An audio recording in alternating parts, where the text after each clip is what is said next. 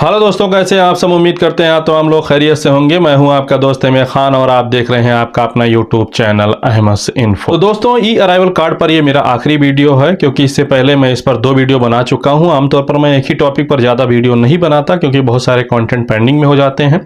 लेकिन तमाम दोस्तों के सवाल और ई अराइवल कार्ड फॉर्म के नियमों में हुए बदलाव के बाद में ये वीडियो बनाना मेरी मजबूरी बन गई, क्योंकि बहुत सारे दोस्त सवाल कर रहे थे कि भाई दिल्ली एयरपोर्ट से पूछ रहे हैं तो वो कह रहा है कि OCI कार्ड वालों के लिए ई अराइवल जरूरी नहीं है। अहमदाबाद एयरपोर्ट से पूछ रहे हैं तो कह रहा है कि जरूरी है। लोगों ने अपना एक्सपीरियंस भी शेयर किया है कि विदेश से मुंबई एयरपोर्ट के लिए फ्लाइट पकड़ने पर OCI कार्ड होल्डरों के लिए ई अराइवल जरूरी है, लेकिन कुछ कह रहे हैं कि नहीं है। कुछ दोस्तों की यह भी शिकायत थी कि आपने FTI TTP का तो पूरा प्रोसेस बता दिया, तो अब आप ई अराइवल कार्ड फॉर्म भरने का भी प्रोसेस बता दें ताकि हमें आसानी हो। तो इस वीडियो में हम ई अराइवल कार्ड फॉर्म भरने का पूरा प्रोसेस भी देखेंगे, क्योंकि उसमें भी कुछ कॉलम ऐसे हैं जिसमें तमाम लोगों को कंफ्यूजन हो सकती है। लेकिन सबसे पहले जो तमाम दोस्तों के सवाल हैं OCI कार्ड होल्डर और इस ई अराइवल कार्ड फॉर्म को लेकर जो कंफ्यूजन है, उसके बारे में हम बात करते हैं। तो देखें, दिल्ली एयरपोर्ट की जो बात है, सबसे पहले दिल्ली एयरपोर्ट के बारे में एक जानकारी है, सुन लें कि टर्मिनल 2 की सारी फ्लाइटें अगली सूचना तक टर्मिनल 1 पर शिफ्ट कर दी गई हैं। अब देखें, ई अराइवल कार्ड के बारे में दिल्ली एयरपोर्ट की नोटिस ये है कि अगर आप टर्मिनल 1 या टर्मिनल 2, टर्मिनल 1 या टर्मिनल 2 से बाहर निकल रहे हैं, यानी कि अपने घर जा रहे हैं, तब आपको ई अराइवल कार्ड का फॉर्म ऑनलाइन भरना जरूरी है। अगर आप टर्मिनल 3 से ही कोई दूसरी फ्लाइट पकड़ रहे हैं, यानी कि आपकी कनेक्टिंग फ्लाइट है टर्मिनल 3 के अंदर ही अंदर, तब आपको यह फॉर्म भरने की जरूरत नहीं है। इनडायरेक्टली यहां पर कहा जा रहा है कि OCI कार्ड होल्डरों को भी फॉर्म भरने की जरूरत है। असल में हुआ क्या हुआ, ये कि जब 1 अक्टूबर के लिए नियम अनाउंस किए गए कि 1 अक्टूबर से भारत आने वाले सभी विदेशी नागरिकों को 24 से 72 घंटे पहले ऑनलाइन अराइवल कार्ड भरना जरूरी होगा, तब इसमें इंडियन OCI कार्ड होल्डरों को छूट थी। लेकिन 4 तारीख को, यानी कि 4 अक्टूबर को इसमें बदलाव किया गया और 7 तारीख को यह जानकारी पब्लिक डोमेन में आई, क्योंकि इस बदलाव को किसी सरकारी चैनल पर पब्लिश नहीं किया गया। कुछ इमिग्रेशन वेबसाइटों ने इसको पब्लिश किया, तब जाकर आम लोगों को इसकी जानकारी हुई। क्योंकि आप इसमें देख सकते हैं अभी भी बहुत सारी वेबसाइटों पर ये 4 घंटे पहले, 6 घंटे पहले, 3 दिन पहले, 4 दिन पहले इस तरह से ये अपडेट हुआ है। हालांकि इंडियन एम्बेसी सैन फ्रांसिस्को की वेबसाइट पर यह सूचना दी जा रही है कि जो फिजिकल अराइवल कार्ड आपको पहले फ्लाइट में भरने के लिए दिया जा रहा था, वो अगले 6 महीने तक या अगली नोटिस तक दिया जाता रहेगा, ताकि अगर कोई ये फॉर्म ऑनलाइन न भर सका हो तो फ्लाइट में अपनी जानकारियां दे सके। पता नहीं ये दिया जा रहा है या नहीं, तो बेहतर यही है कि भारत के OCI कार्ड होल्डर और विदेशी नागरिक जो भी भारत आ रहे हैं, भारत आने से 24 से 72 घंटे पहले आप इस वेबसाइट पर अपना ऑनलाइन फॉर्म भर दें। तो स्क्रीन पर चलते हैं और देखते हैं कि आप ये फॉर्म किस तरह से भरेंगे। लेकिन इससे पहले अगर आप लोग चैनल पर नए हैं तो चैनल को सब्सक्राइब कर लें और वीडियो को लाइक करना और दोस्तों के साथ शेयर करना न भूलें। इसके लिए सीधा आपको अपने ब्राउजर में जाना है। ब्राउजर में जाकर लिखें ई अराइवल कार्ड इंडिया, या अभी ये मामला ट्रेंडिंग में है तो आप सिर्फ ई अराइवल कार्ड भी लिखेंगे तो इसके जो तमाम लिंक है वो आपके सामने आ जाएंगे। तो मैं यहाँ इंडियन वीज़ा ऑनलाइन जो ई अराइवल का ऑप्शन यहाँ पर दिख रहा है, लिंक दिख रही है, इस पर हम क्लिक कर देंगे। यहाँ पर हम क्लिक करेंगे तो हम पहुँच जाएंगे इस वेबसाइट पर। तो यहाँ आप पहुँचेंगे तो आपको सबसे पहले ये ऑप्शन मिल रहा है कि quick fill from exciting data,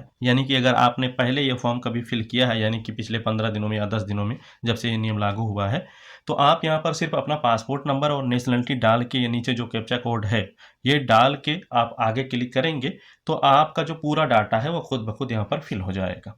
अगर आपने ये नहीं किया है तो आपको यहाँ इसको नीचे स्क्रॉल करना है, फिल न्यू अराइवल कार्ड में आपको अपनी सारी जानकारियाँ डालनी है। तो सबसे पहले आपको अपना पासपोर्ट में जो नाम लिखा है वो यहाँ पर डालना है। आगे आपको ऑप्शन मिल रहा है नेशनलिटी, यानी कि नागरिकता का, आप किस देश के नागरिक हैं। तो आप इस पर क्लिक करेंगे तो दुनिया के सभी देशों के नाम आ जाएंगे। आप इन देशों में से जिस भी देश के नागरिक हैं उस पर क्लिक करते हैं। मैं यहाँ पर आप लोगों को एक एग्जाम्पल के तौर पर, उदाहरण के तौर पर दिखा रहा हूँ। तो मैं यहाँ पर पहला ऑप्शन अफगानिस्तान ही क्लिक कर दे रहा हूँ और उसके बाद में नीचे आपको एक ऑप्शन मिल रहा है पासपोर्ट नंबर का।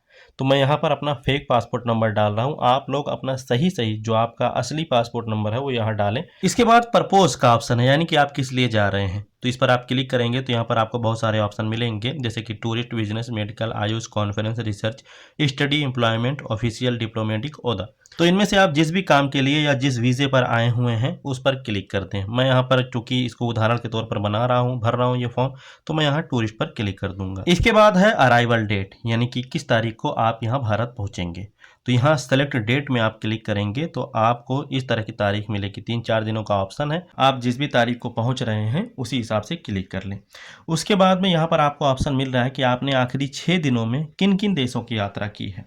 अगर आपने आखिरी 6 दिनों में किसी और देश की यात्रा की है, जिस देश से आप आ रहे हैं उसके अलावा, तो आप यहाँ पर क्लिक करें सिलेक्ट कंट्रीज़ पर, तो यहाँ पर बहुत सारे देशों के नाम आ जाएंगे, आप उनमें से चूज़ कर लें। अगर आपने नहीं की है तो यहाँ पर जो नो कंट्री विजिटेड वाला ऑप्शन है इसके बॉक्स पर क्लिक करेंगे, फिर आप आगे अपनी एड्रेस डिटेल डालेंगे। एड्रेस डिटेल आपको इंडिया की डालनी है। अब ये ऊपर वाले कॉलम में एड्रेस इन इंडिया में यहाँ पर आपको अपना घर नंबर, स्ट्रीट नंबर और मोहल्ला यानी कि लोकल एरिया ये यहाँ पर लिख देना है।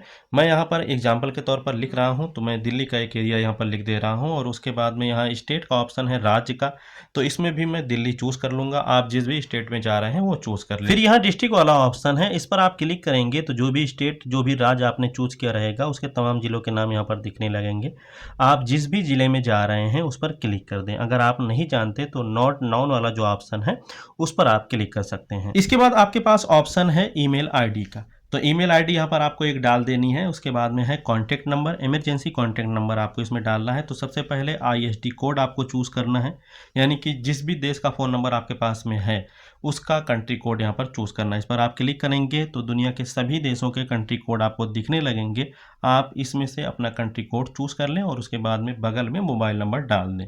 दोनों चीज़ों में सेम आपको करना है, कॉन्टैक्ट नंबर और इमरजेंसी कॉन्टैक्ट नंबर में। इसके बाद में यहाँ ऐड मेंबर का ऑप्शन है, तो अगर कोई और आपके साथ में है तो उसकी भी डिटेल यहाँ पर आप डाल सकते हैं। ऐड मेंबर पर क्लिक करेंगे तो सबसे पहले जैसे कि उसके पासपोर्ट में उसका नाम लिखा हुआ है वो आपको यहाँ पर डाल देना है, फिर उसका पासपोर्ट नंबर, और यहाँ नेशनलिटी वाले कॉलम में आप क्लिक करेंगे तो तमाम देशों के ऑप्शन आ जाएंगे। तो इनमें से वो जिस भी देश का नागरिक है उस पर क्लिक कर दें।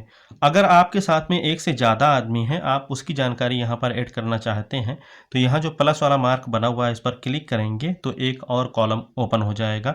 वहाँ पर भी आपको इसी तरीके से उसका नाम, पासपोर्ट नंबर और नेशनलिटी डालनी रहेगी। और अगर आप उसकी डिटेल हटाना चाहते हैं तो यहाँ माइनस पर क्लिक करेंगे तो हट भी जाएगी। तो इस तरह से आप नीचे पहुँचेंगे और यहाँ पर एक बॉक्स बना हुआ है आई डिक्लेयर वाला, उस पर आपको क्लिक कर देना है। और नीचे जो आपको कैप्चा दिख रहा है, जो लेटर दिख रहे हैं, ये इसके ऊपर वाले कॉलम में डाल देनी है और नीचे आपको सबमिट पर क्लिक कर देना है। सबमिट करने के बाद में आप तुरंत इस वेबसाइट से यहाँ से ना हटें, हो सकता है आपको कुछ और ऑप्शन मिले अभी आगे कुछ करने के लिए। तो अभी देखें मैं इस वेबसाइट पर ही हूँ, यहाँ ऊपर नीचे स्क्रॉल कर रहा हूँ, यहाँ पर देखें आप बता रहा है कि अराइवल कार्ड जनरेटेड सक्सेसफुली। अब यहाँ ओके पर क्लिक कर देंगे। अब यहाँ से हमें एक फ़ाइल डाउनलोड करने की परमिशन मांगेगा तो हम उसको भी अलाउ कर देंगे। अब आप देखें ऊपर एक फ़ाइल डाउनलोड होकर आ गई है। अब मैं ऊपर से अपना फ़ोन नीचे स्क्रॉल कर रहा हूँ, यहाँ पर एक फ़ाइल दिख रही है, इसको हम ओपन करेंगे। आप देखें इसमें आपने जो जानकारियां भरी हैं ये हूबहू वही पुराने वाले अराइवल कार्ड की तरीके से ही है, लेकिन पहले ये जो है फिजिकली था और अब ये ऑनलाइन हो गया। तो इसको आप अपने घर वालों के 1-2 फ़ोन पर फॉरवर्ड कर दें ताकि किसी वजह से ये आपके फ़ोन से डिलीट हो जाए तो आप बैकअप के तौर पर उनसे मंगवा सकें। भारत के एयरपोर्ट पर उतरने के बाद में आपके पासपोर्ट की जानकारी और इस ई अराइवल कार्ड की जानकारी को मैच करके आपका इमिग्रेशन क्लियर किया जाएगा। इंटरनेशनल फ्लाइटों के लगेज के बारे में ज्यादा जानकारी के लिए आप मेरे यूट्यूब चैनल की इंटरनेशनल लगेज की प्लेलिस्ट देख सकते हैं। उम्मीद करता हूँ वीडियो आपको पसंद आया होगा। फिर भी कोई सवाल रहे तो कमेंट करें, चैनल पर नए तो सब्सक्राइब करें, वीडियो को लाइक करना और दोस्तों के साथ शेयर करना ना भूलें। मिलते हैं किसी और वीडियो में और नई और अच्छी जानकारियों के साथ, तब तक के लिए अल्लाह हाफिज़। बहुत बहुत शुक्रिया, थैंक यू।